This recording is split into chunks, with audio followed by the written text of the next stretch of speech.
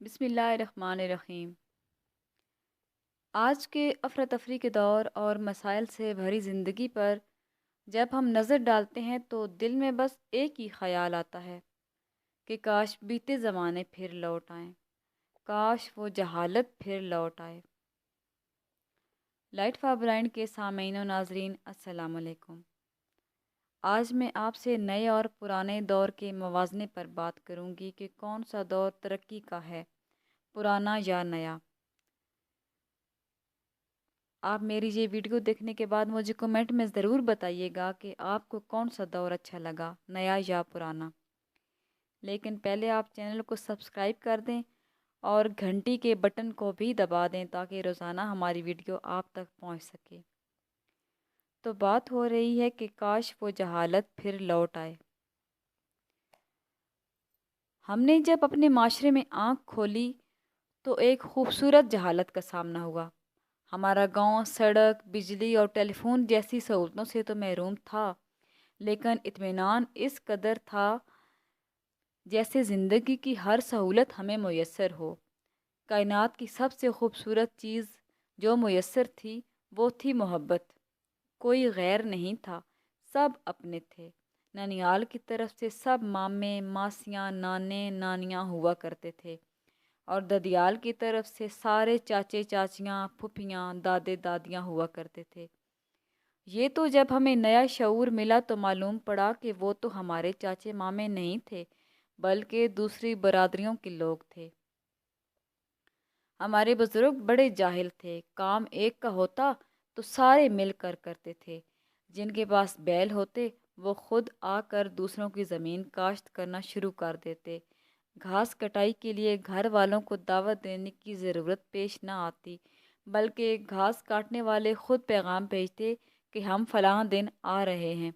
پاگل تھے، گھاس کٹائی پر ڈھول بجاتے اور اپنی پوری طاقت لگا دیتے جیسے انہیں کوئی انعام ملنے والا ہو۔ جب کوئی گھر بناتا تو جنگل سے کئی من وزنی لکڑی دشوار راستوں سے اپنے کندھوں پر اٹھا کے لاتے، پھر کئی ٹن مٹی چھت پر ڈالتے اور شام کو گھی شکر کے مزے لوٹ کر گھروں کو واپس لوٹ جاتے۔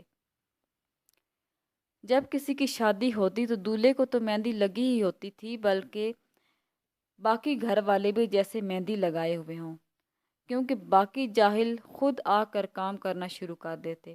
اتنے پاگل تھے کہ اگر کسی سے شادی کی دوستی کر لیں تو اسے ایسے نبھاتے جیسے سسی نے کچے گھڑے پر دریا میں چھلانگ لگا کر نبھائی ہو۔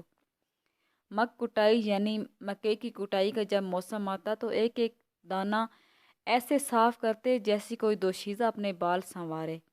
کتنے پاگل تھے۔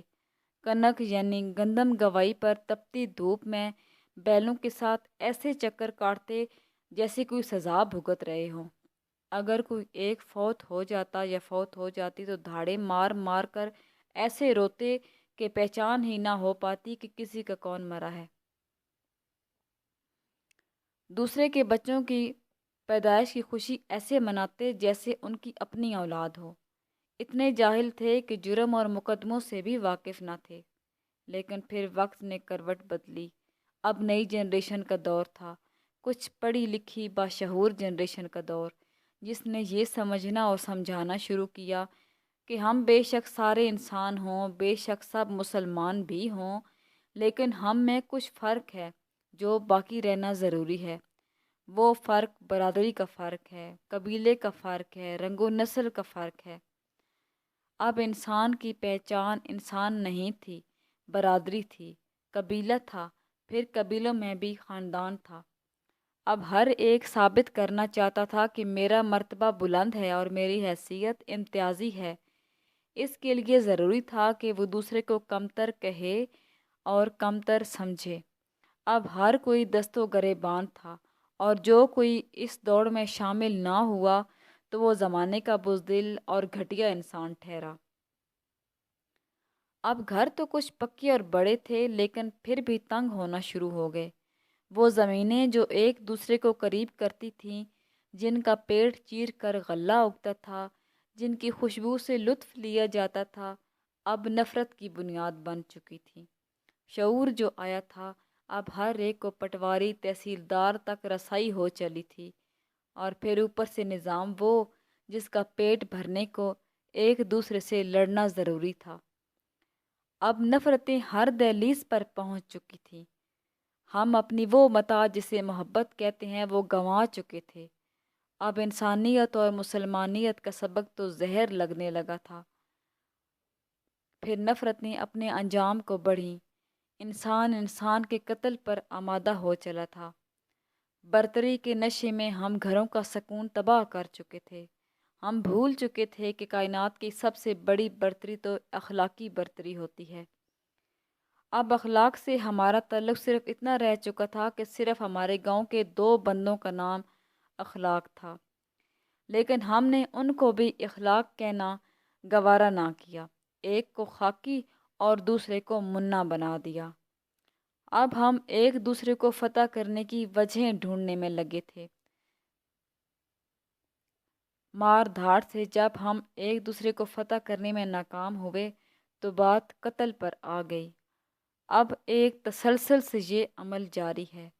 اب تو ہم اخباروں اور ٹی وی کی زینت بن گئے۔ اب شاید ہی کوئی ایسا دن ہوگا جس دن عدالتوں میں ہمارے گاؤں کا یا ہمارے علاقے کا کوئی فرد کھڑا نہ ہوا ہو۔ FIR اتنی ہو چکی کہ اب ڈھونڈنا پڑتا ہے کہ ہمارے گاؤں کا کوئی ایسا فرد بھی ہے جس پر کوئی کیس نہ ہو۔ اب ان جاہل بزرگوں میں سے کم ہی زندہ ہیں۔ جو زندہ ہیں وہ زندگی اور موت کی کشمکش میں ہیں۔ ان میں سے اگر کوئی مرتا ہے تو دوسرا اس کا منہ دیکھنے کی خواہش کرتا ہے، لیکن ہم باشعور لوگ اسے یہ جاہلانہ کام کرنے کی اجازت نہیں دیتے، کیونکہ اس سے ہماری توہین کا خدشہ درپیش ہے۔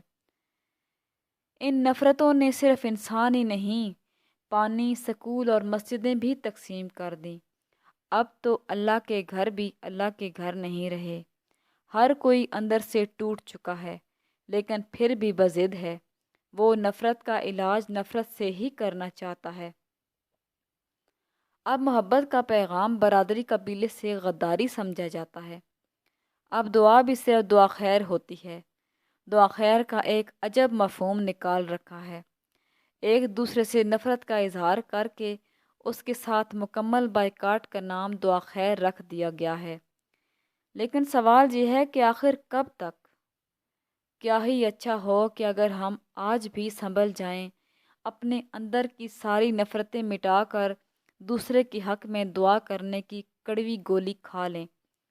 پھر ممکن ہے اللہ بھی معاف فرما دے اور ہم اس نفرت کی آگ سے نکل آئیں، تاکہ کوئی بچہ یتیم نہ ہو، کسی اور کا سہاگ نہ اجڑے، کسی اور کی گود خالی نہ ہو، تاکہ ہم زندگی جیسی قیمتی نعمت کو جی سکیں، اس کائنات کے حسن سے لطف اندوز ہو سکیں، اپنی آنے والی نسلوں کے لیے ایسا ماحول پیدا کر سکیں کہ وہ شعور، عمل و کردار کی ان بلندیوں پر جائیں کہ وہ خوبصورت جہالت پھر لوٹ آئے، جس نے انسانوں کو اعلی اخلاق کے درجے پر کھڑا کر رکھا تھا، جس نے اخلاقیات اور انسانیت کو زندہ رکھا۔